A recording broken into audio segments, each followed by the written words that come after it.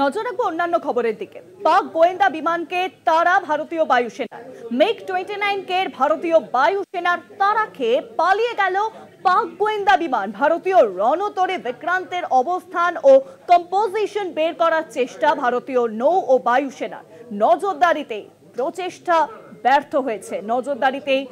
প্রচেষ্টা ব্যর্থ হয়েছে। পাক গোয়েন্দা বিমানকে তারা এবার ভারতীয় বায়ুসেনার। মিগ 29 কে ভারতীয় বায়ুসেনার তারা খেয়ে পালিয়ে গেল পাক গোয়েন্দা বিমান। ভারতীয় রণতরে বিক্রান্তের অবস্থান ও কম্পোজিশন বের করার চেষ্টা ভারতীয় নৌ ও বায়ুসেনা। নজরদারিতেই প্রচেষ্টা ব্যর্থ। আর বিষয়ে আরো জানবো, এখন নিউজরুমের সঙ্গে রয়েছেন আমাদের প্রতিনিধি দুর্গাদাস বন্দ্যোপাধ্যায়। দুর্গাদা, দেখো, ভারত পাকিস্তানের যুদ্ধ অফিসিয়ালি বন্ধ হলেও কিন্তু ভারতের পক্ষ থেকে ঘোষণা করা হয়েছে যে অপারেশন সিন্দুর এখনো পর্যন্ত তারা বন্ধ করেনি।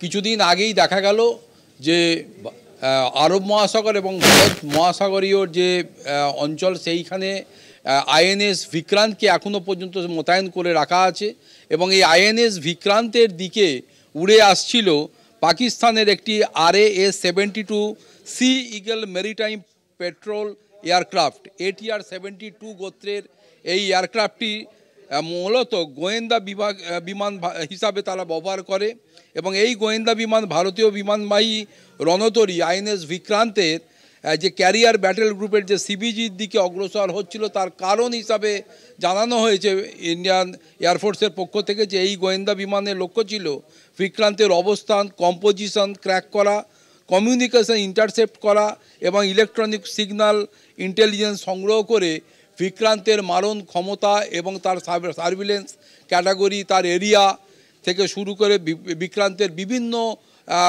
তথ্য তারা সংগ্রহ করতে চাইছিল।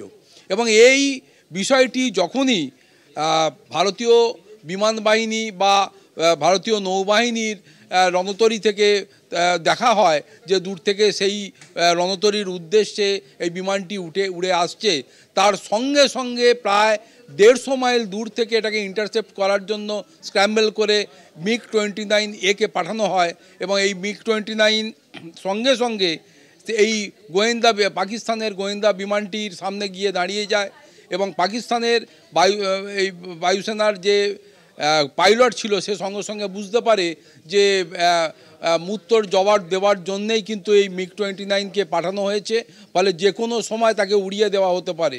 তাই ভারতীয় বায়ুসেনা বা ভারতীয় যে মানে এরিয়া, সেই এরিয়া থেকে বেরিয়ে না গেলে যে কোনো সময় বিমানটিকে ধ্বংস করে দেওয়া হতে পারে বুঝতে পেরে তারা কিন্তু ল্যাজ গুটিয়ে পালিয়ে যায়।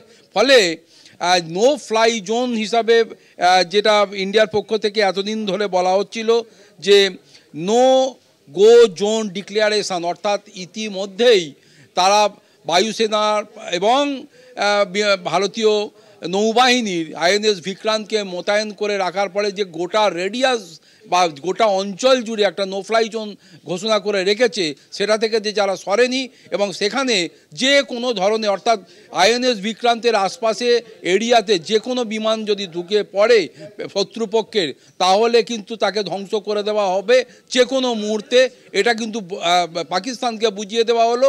আশপাশে যে সমস্ত শত্রু রাষ্ট্রগুলো যারা এই ধরনের কাজ করতে উদ্যত হবে তাদেরও ক্ষেত্রে একইভাবে একই নীতি প্রয়োগ করা হবে বলেও ভারতীয় প্রতিরক্ষা ব্যবস্থার পক্ষ থেকে জানিয়ে দেওয়া হয়েছে।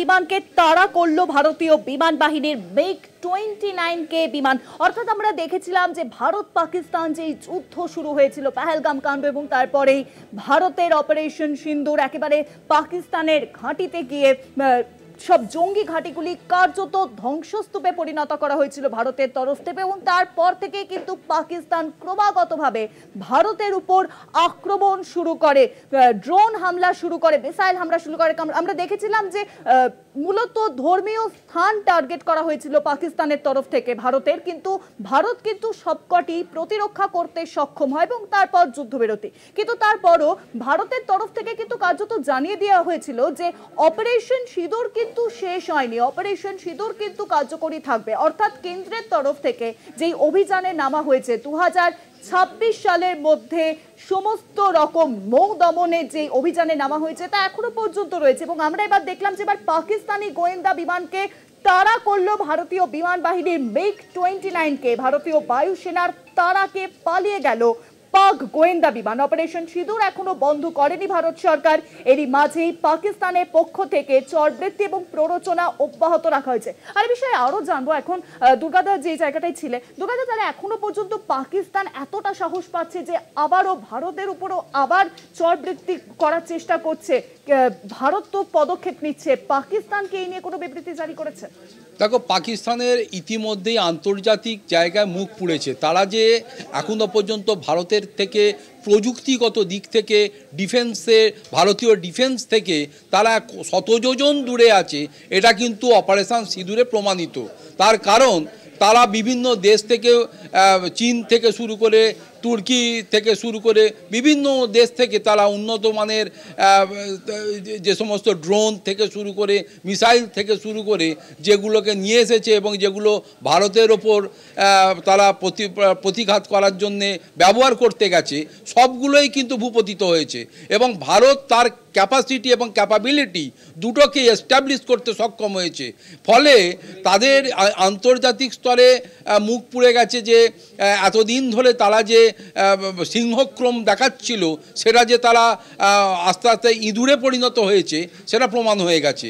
ফলে অন্যদিকে আবার দেখো, এই সিন্ধু জলচুক্তিকে কার্যকর না করে সেখানে জল বন্ধ করে দিয়েছে। সেই জলের প্রবাহ হুমকি দিয়ে তারা খোলাতে পারছে না ভারতের দিক থেকে।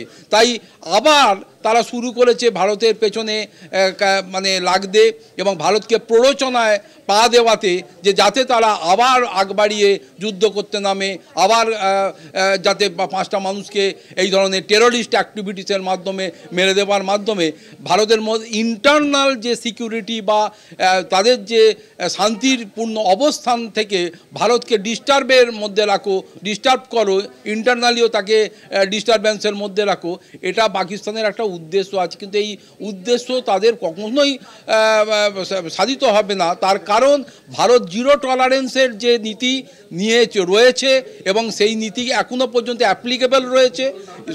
এবং অপারেশন সিন্দুর এখনও পর্যন্ত বন্ধ করা হয়নি, তার একটাই কারণ ভারত জানে যে এই অপারেশন সিন্দুর বন্ধ করার মানেই হচ্ছে পাকিস্তানকে আগামী দিনে ফুল ফ্লেজেটে আবার এই ধরনের টেররিস্ট অ্যাক্টিভিটিস ঘটাতে ক্ষেত্রে বা বিভিন্ন ধরনের প্ররোচনা দেওয়ার ক্ষেত্রে তাদেরকে আবার সুযোগ করে দেওয়া হবে, জায়গা করে দেওয়া হবে। তাই এই সুযোগ আর পাকিস্তান পাবে না। পাকিস্তানের যে কোনো ধরনের এই ধরনের নীতির বিরুদ্ধে ধরো, মারো, ধ্বংস করো, এই অ্যাগ্রেশন নিয়েই ইন্ডিয়া গভর্নমেন্ট চলবে, এটা বুঝিয়ে দেওয়া হয়েছে। দুর্গাদা, তুমি আমাদের সঙ্গে থাকো। নিউজরুমের সঙ্গে ছিলেন আমাদের প্রতিনিধি দুর্গাদাস বন্দ্যোপাধ্যায়।